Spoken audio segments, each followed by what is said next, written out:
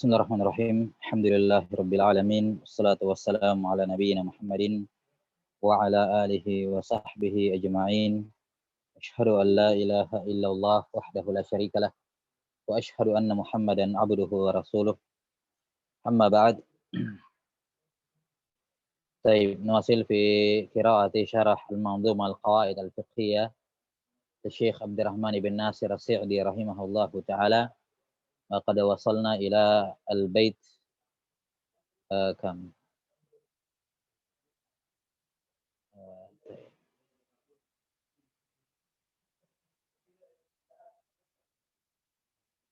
نعم الثاني عشر. طيب صحيح.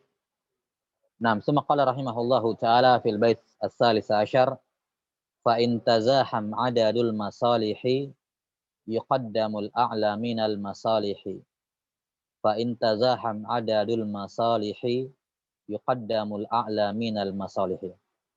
Kata beliau rahimahullahu ta'ala, kalau ada sejumlah masalih, sudah disebutkan sebelumnya bahwa yang dimaksud dengan masalih di sini adalah al-manafi'. Al-masalih jamak dari maslahah. Wal maslahah bermakna al-manfa'ah. Maslahah bermakna al-manfa'ah. Yani kalau ada beberapa manafi', beberapa manfaat, itu tazaham, yani bertabrakan di waktu yang sama. Kalimat adadu di sini mencakup maslahatain fa aksar, dua maslahat atau lebih.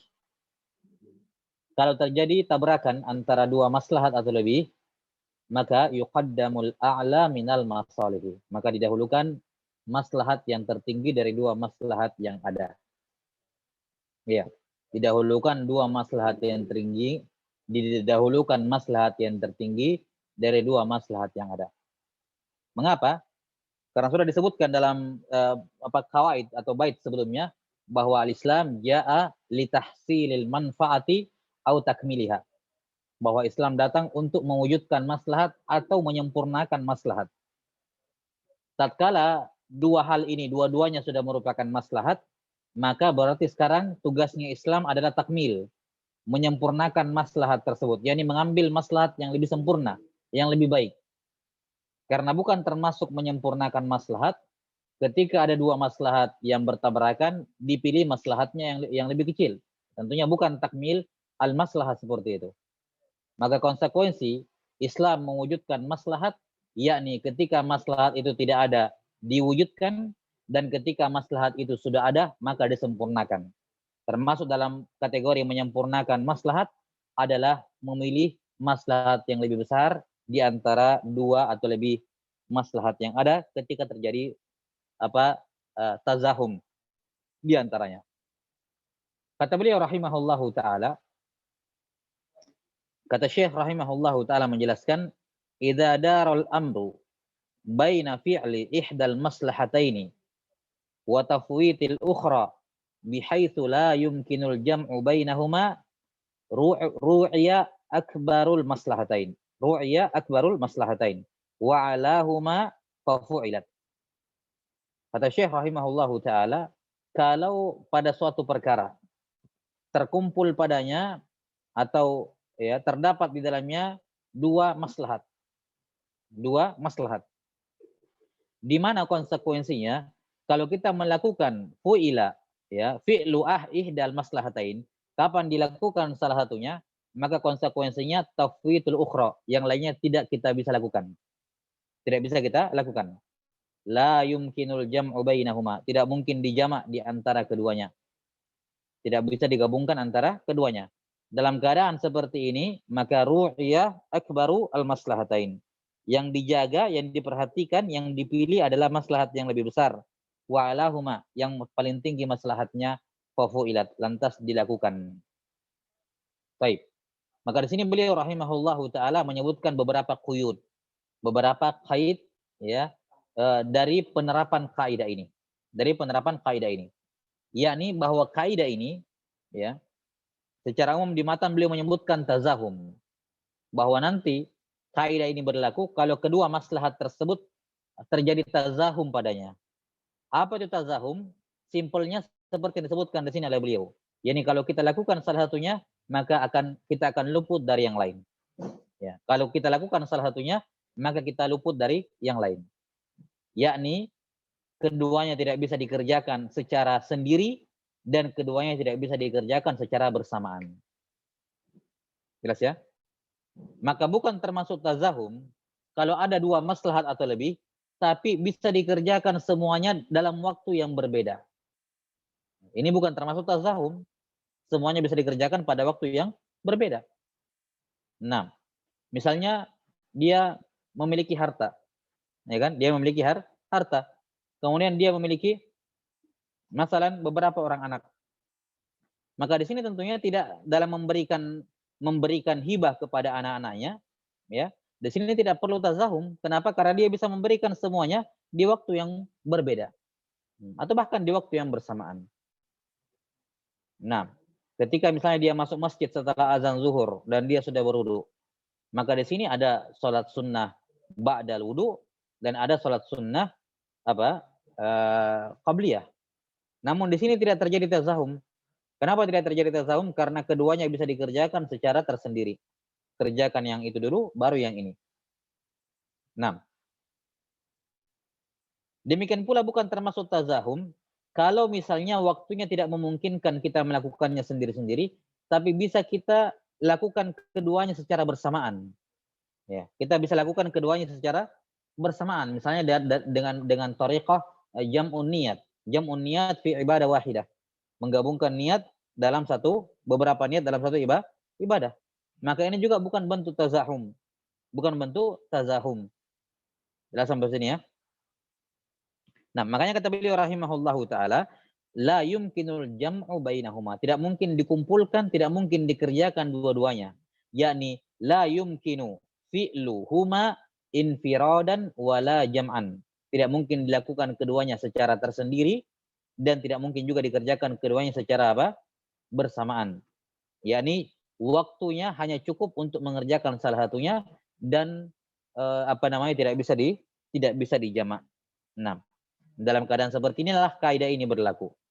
Ya, dalam keadaan seperti inilah kaidah berlaku, yakni dilihat yang paling besar maslahatnya, paling tinggi maslahatnya.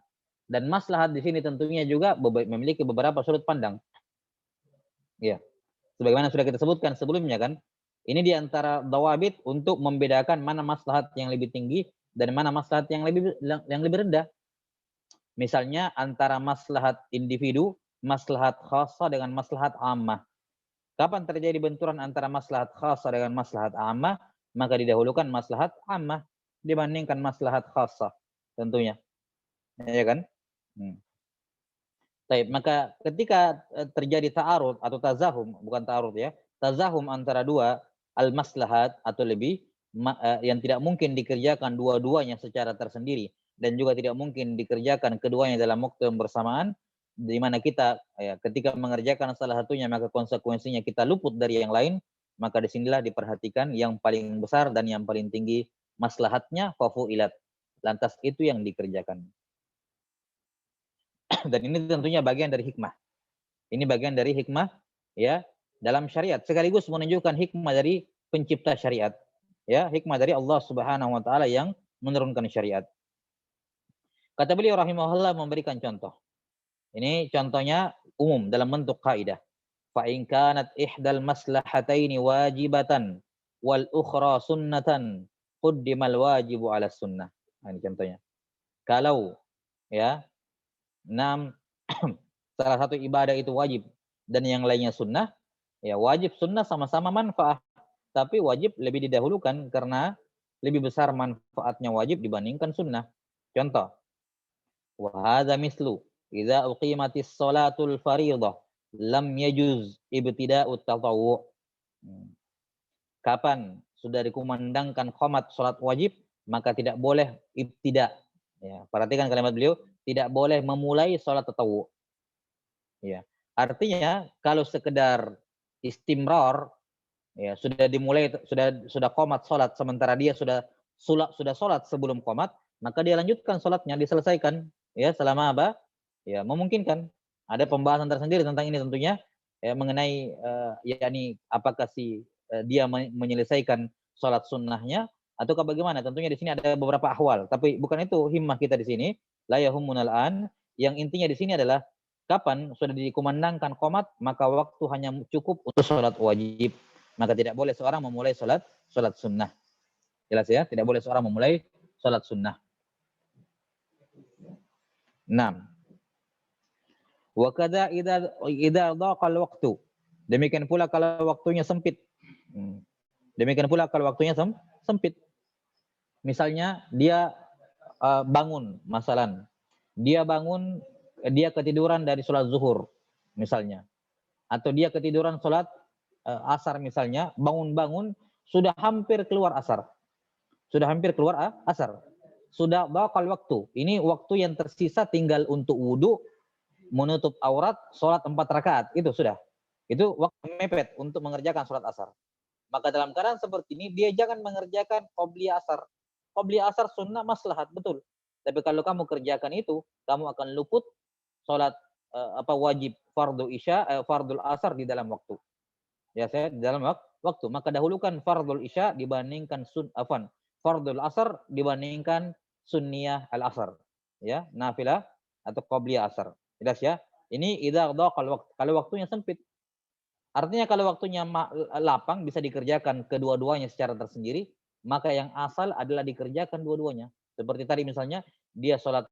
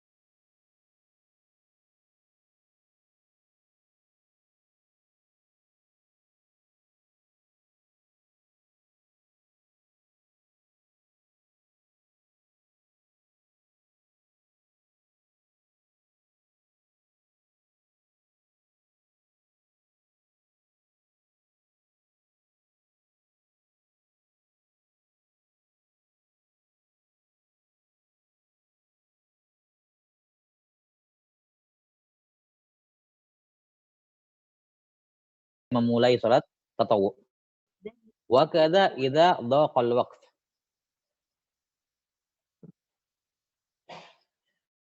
Ya, demikian pula kalau waktunya mepet. Ya, tadi ya, seperti tadi dia waktu terakhir dia bangun ketiduran dari sholat asar dan bangun di akhir sholat asar, sudah hampir keluar asar, sudah hampir masuk maghrib, di mana waktu hanya cukup untuk sholat asar. Maka di sini dia jangan kerjakan sholat sunnah qabliyah asar. Jangan dia kerjakan sholat sunnah qabliyah asar. 6.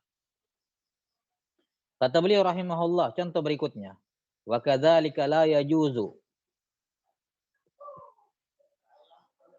Nah, wa kadzalika la yajuzu naflus siyami wal hajji wal umrah wa alaihi fardun bal yuqaddamul fard.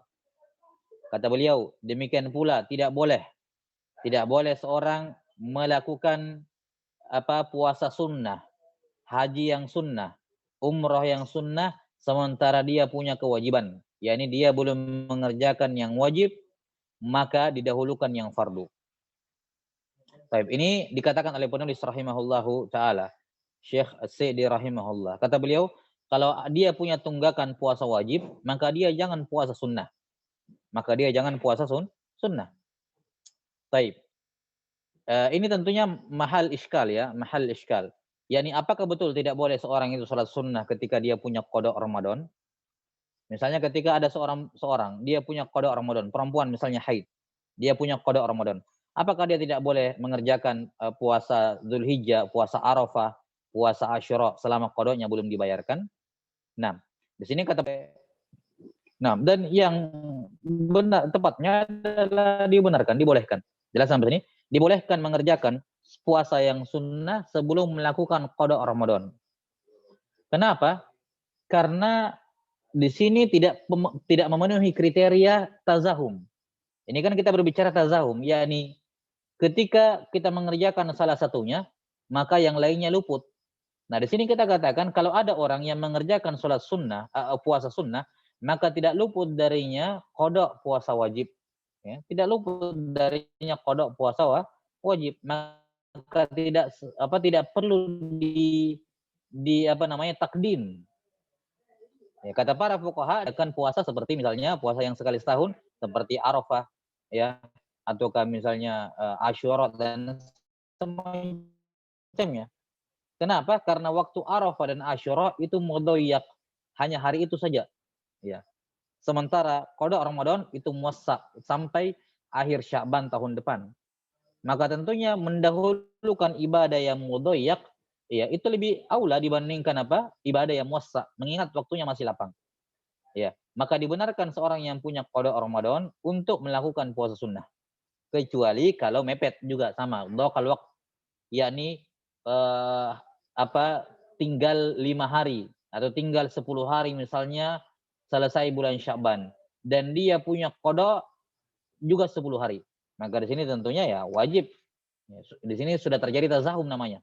Tazahum antara misalnya puasa sunnah Senin Kamis atau yang semacamnya dengan puasa qada. Dalam keadaan seperti itu wajib didahulukan qada karena maslahatnya lebih besar, wajib dibandingkan sunnah.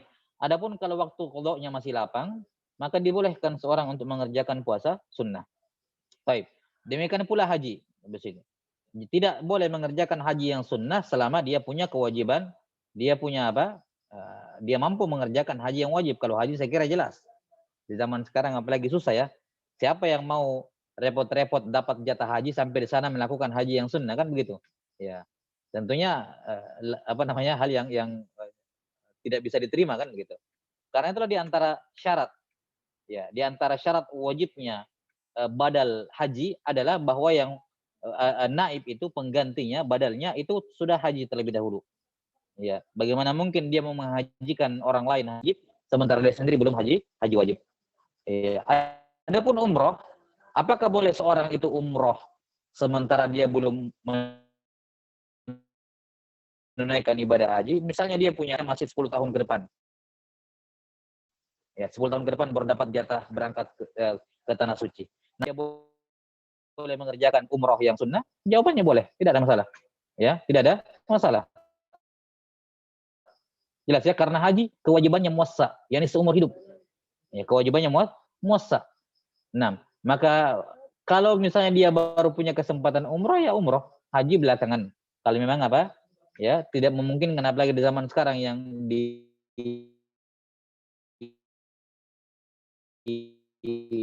dijadwalkan tentunya dalam keadaan seperti ini boleh seorang itu mendahulukan umroh yang sunnah. Jelas ya? Nah, dikarenakan ya tadi tahun. Jadi kaidah ini mendahulukan yang lebih besar maslahatnya hanya kalau tazahum, yakni idza fu'ila ahaduhuma fatal akhar. Kalau salah satunya dikerjakan luput dari yang lain. Sementara umroh haji yang wajib dengan umroh sunnah itu bisa dikerjakan dua-duanya di waktu yang bersamaan. Di waktu yang berbeda dan bisa dikerjakan satu persatu. Ya. Maka ucapan beliau rahimahullahu taala di sini la yajuzu naflus siyami wal haji wal umrah wa alaihi fardun. Ya, ini kita katakan kalau kita berbicara mengenai aulawiyah ya bila syak tentunya lebih aula, lebih utama. Ya. Namun kalau kita berbicara mengenai kaidah ini, maka kita katakan sebenarnya kaidah ini tidak terpenuhi di sini. Seperti tadi, tabrakan antara puasa wajib dengan puasa sunnah. Di sini tidak terjadi tazahum, sehingga harus didahulukan salah satunya. Apalagi yang puasa wajib, qadoknya itu muwassa. Jelas ya? Maka tidak terjadi tazahum di sini, sehingga tidak tepat menerapkan, atau kurang tepat menerapkan kaidah itu di sini. Nah, apalagi bisa dikerjakan dua-duanya. Tsumma qala rahimahullah, wa in kanatil maslahatani wajibataini quddima aujabuhuma. Ya, demikian pula kalau terjadi tabrakan, izdiham antara dua ibadah yang wajib, maka didahulukan yang lebih wajib. Didahulukan yang lebih wajib. Misalnya fayuqaddamu salatul fardhi ala salatin nadhri. Salat fardu itu fardiyahnya asolatan. Apa artinya asolatan? Yani dari asal syariat salat 5 waktu itu fardu, wajib. Sementara salat nazar juga wajib, tapi fardiyahnya itu thari'ah. Yani muncul karena faktor eksternal, yani karena dinazarkan. Maka tentunya ibadah yang wajib karena asolatan lebih utama dibandingkan ibadah yang wajib karena thari'ah, perkara semacam nazar. Ya, semacam nazar. Jelas ya? Maka kalau misalnya tabrakan, ya, kalau tabrakan misalnya harus dikerjakan salah satunya saja, maka dahulukan sholat fardu. Nah, demikian pula misalnya kalau terjadi tazahum antara fardu ain dengan fardu kifayah, yang mana didahulukan? Nah, di sini ada dibangun di atas masalah usuliyah. Yang mana lebih afdol? Apakah fardu ain atau fardu kifayah? Yang mana lebih afdol, fardu ain atau fardu kifayah? Seingat saya Imamul Haramain rahimahullahu taala memandang hanya saja jumhur ulama ya mengatakan bahwasanya fardu tepat tentunya bahwa fardu ain lebih utama dibandingkan fardu kifayah. Baik, yang wajib. Nah, dan sebenarnya kalau kita berbicara mengenai contoh tatbik kaidah ini sangat banyak sekali. Misalnya tabrakan antara jadwal belajar bahasa Arabnya dengan orang tuanya, ibunya minta diantarkan ke pasar. Ya, maka di sini mengantarkan, memenuhi permintaan ibunya, wajib belajar bahasa Arab, sunnah bagi dirinya. Baik, kalaupun fardu ya fardunya fardu kifayah. Maka fardu ain berupa menaati perintah ibu, orang tua secara umum lebih dahulukan dibandingkan fardu kifayah. Ya, maka termasuk kekeliruan di zaman sekarang, ya, sebagian penuntut ilmu yang kemudian meninggalkan orang tua yang membutuhkan bantuan dengan alasan ingin menuntut ilmu. Ya, ini hal yang tidak dibenarkan. Karena dia mengejar sesuatu yang fardu kifayah dan meninggalkan fardu ain. Meninggalkan yang fardu ain, dan ini merupakan bentuk ketidakfahaman tentang maratib al-awamir dalam syariat. Bahwa perintah Allah Ta'ala bertingkat-tingkat, tidak semuanya yang wajib saja bertingkat-tingkat, apalagi yang wajib dengan yang sunnah. Maka tentunya didahulukan yang wajib dibandingkan yang sunnah. Nah, jelas ya? Maka di sini kata beliau kalau dua-duanya wajib, maka didahulukan yang wajib. Misalnya tadi, anggap tak menuntut ilmu bagi dia fardu kifayah. Berbakti kepada orang tua fardu ain. Maka fardu ain lebih didahulukan dibandingkan fardu kifayah. Nah, contoh lain, wa kan nafaqatil lazimati lizaujat wal aqaribi wal mamalik tuqaddamu zaujatu thumma al mamalik thumma al aulad thumma al aqrabu fal aqrab. Kada sadaqatul fitr. Contoh lain dalam pemberian nafkah. Ya, kalau uangnya terbatas, maka di sini dalam memberikan nafkah yang wajib kepada istri, kepada karib kerabat, ya, kepada al-mamalik, yakni kalau dia punya budak, ya. Nah, kata beliau kalau uangnya terbatas, maka didahulukan dulu istri. Ya. Karena lebih besar haknya dibandingkan yang lain. Kemudian al-mamalik, budak, summal aulad, kemudian anak-anak. Summal aqrabu fal aqrab, kemudian yang paling dekat setelahnya. Wa kadza shadaqatul fitr. Demikian pula kalau dia ingin membayarkan sedekah zakat fitrah, maka dia bayarkan dirinya yang paling dekat, kemudian istrinya, kata beliau di sini, kemudian budaknya, baru anaknya. Ini kata beliau rahimahullah taala di sini, dan tentunya maratib dalam hal ini ada khilaf ya. Ala kulli hal bukan di sini penjabarannya, intinya qaddam, ayyuhuma yuqaddam, didahulukan. Nah, contoh lain misalnya ya, di sini disebutkan antara dua kewajiban. Antara dua dua kewajiban. Nah, kemudian wa in kanatil maslahatani masnunataini qaddima afdaluhuma. Kalau dua ibadah itu sama-sama sunnah, ya didahulukan yang paling afdal. Nah, contohnya kata beliau fatuqaddamur ratibatu 'ala sunnah was sunnatu 'ala naflil mutlaq. Contohnya didahulukan salat sunnah rawatib dibandingkan salat sunnah. Salat sunnah yang dimaksud di sini adalah salat sunnah yang memiliki sebab. Zahirnya seperti ini. Zahirnya seperti itu ya, wallahu alam, bahwa salat sunnah rawatibah lebih didahulukan dibandingkan salat sunnah yang lain. Baik yang terikat dengan waktu maupun yang terikat dengan sebab. Karena salat sunnah itu terbagi menjadi dua. Ada salat sunnah yang terikat dengan waktu dan ada salat sunnah yang terikat dengan sebab. Afwan.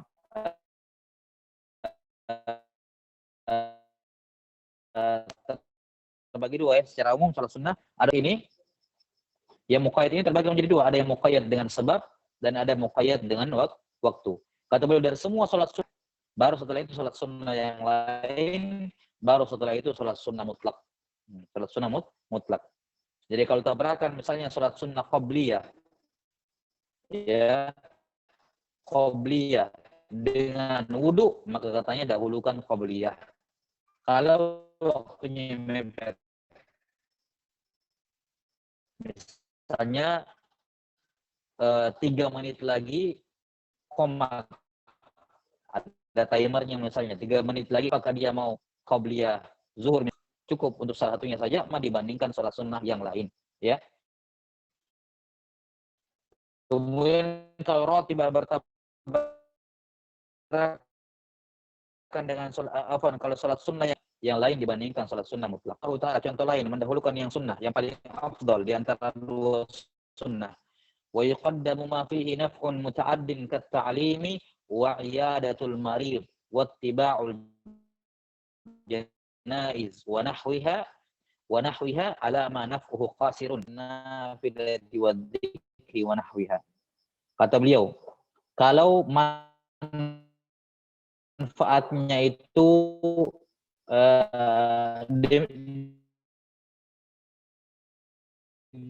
didahulukan juga ibadah sunnah yang nilai sosial, ada manfaat sosialnya, yakni merembet kepada orang lain ilmu ataukah mengunjungi orang sakit, maka itu semua didahulukan yang ibadahnya itu hanya terbatas pada dirinya, seperti salat sunnah, berzikir, ya hanya manfaatnya hanya berpulang kepada dirinya.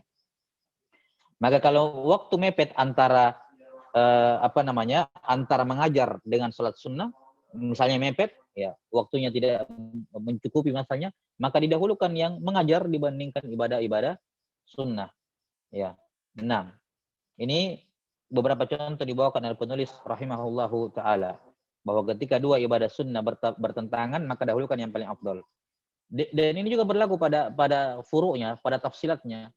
Misalnya ketika ada seorang yang ingin menuntut ilmu dan di depan dia ada beberapa disiplin ilmu, yang mana yang didahulukan? Misalnya dia tidak bisa mempelajari 2 atau 3 disiplin ilmu di waktu yang bersamaan. Dia mau fokus ke salah satu disiplin ilmu saja. Maka kita katakan dia pilih yang paling penting bagi dirinya. Ya, dia memilih ilmu semuanya kebaikan, maslahat dan manfaat. Tapi ketika dia hanya bisa mempelajari satu saja sebelum yang lain, maka dia memilih mata pelajaran yang paling wajib bagi dirinya terlebih dahulu. Al-aujab fal aujab. Ya, yang paling wajib dulu. Ya, al-aujab atau al-aham fal muhim. Yang paling penting dulu, baru yang penting setelahnya. Misalnya berkenaan dengan ibadah keseharian dia kepada Allah Subhanahu wa taala didahulukan.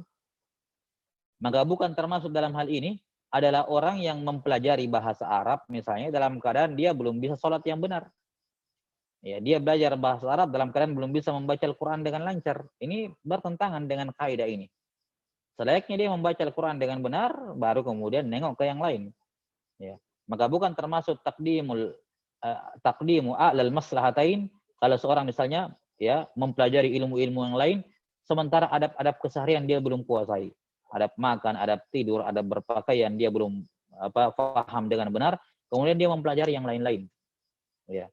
Ataukah misalnya dia belum bisa berzikir, ya, habis sholat 5 waktu, zikir pagi petang, kemudian dia mempelajari hal yang tinggi misalnya, ya, atau hal-hal yang belum tidak berhubungan langsung dengan kewajiban dirinya.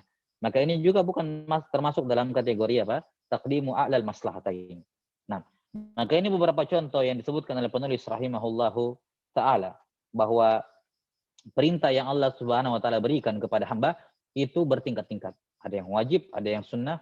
Yang wajib pun ada yang wajib aini, ada yang wajib kifai, ya kan? Sunnah juga ada sunnah aini, ada sunnah kifai. Ada sunnah aini, ada sunnah kifai, sunnah kifayah. Nah, maka mengetahui maratib al-awamir ini perkara yang penting. Ya, karena itulah disebutkan oleh Ibnu Qayyim rahimahullahu taala bahwasanya Ibnu Qayyim dan selainnya menyebutkan bahwasanya yang maknanya wallahu alam, yang maknanya bahwa di antara hal yang penting bagi seorang adalah bukan hanya mengetahui al-khair, ya, tapi dia penting juga untuk mengetahui khairul khairain, yakni mengetahui mana dua kebaikan yang lebih baik. Ya. Bukan hanya mengetahui mana yang baik dan mana yang buruk, tapi dia bisa mengetahui mana kebaikan yang lebih baik dari dua kebaikan yang ada. Bukan hanya mengetahui yang buruk, tapi dia bisa mengetahui mana keburukan yang lebih besar dibandingkan dua keburukan yang ada.